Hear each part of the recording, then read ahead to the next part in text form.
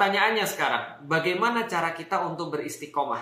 Bagaimana caranya kita bisa mendapatkan derajat istiqomah?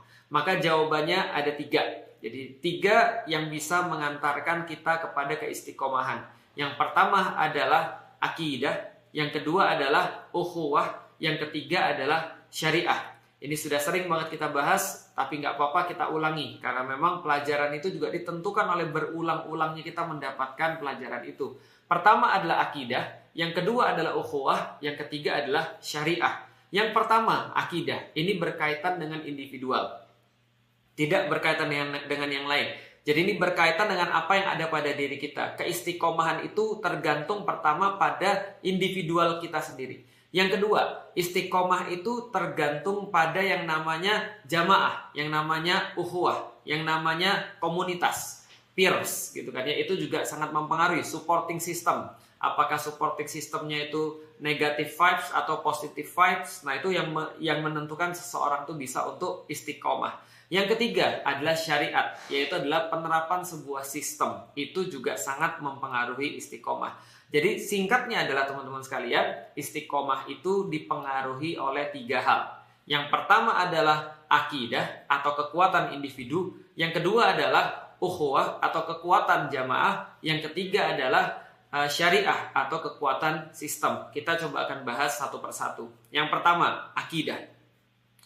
Akidah ini adalah segala sesuatu kekuatan internal, kekuatan yang tidak terlihat, kekuatan keyakinan, kekuatan harapan. Itu semua dinamakan dengan akidah.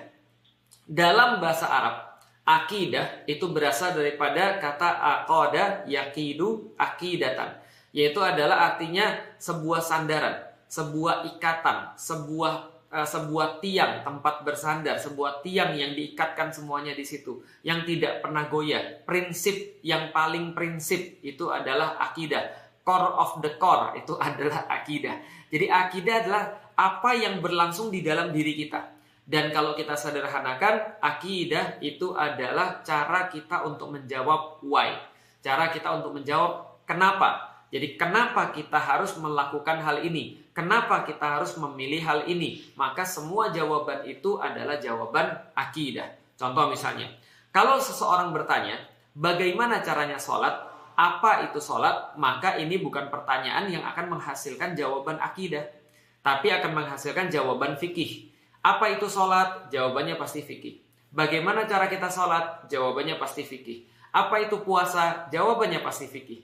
Bagaimana caranya berpuasa? Jawabannya juga pasti fikih. Bagaimana kita berpuasa? Apa aja yang bisa membatalkan puasa? Jawabannya juga fikih. Nah, bagaimana kita mengganti ini jadi jawaban akidah? Jawabannya menggantinya dengan mengganti pertanyaan, yaitu mengganti pertanyaannya dari apa dan bagaimana menjadi pertanyaan kenapa. Jadi kenapa kita melakukan ini? Contoh, kenapa kita berpuasa? Itu jawabannya akidah. Kenapa kita sholat? Itu jawabannya akidah. Kenapa kita jadi seorang muslim? Itu jawabannya akidah.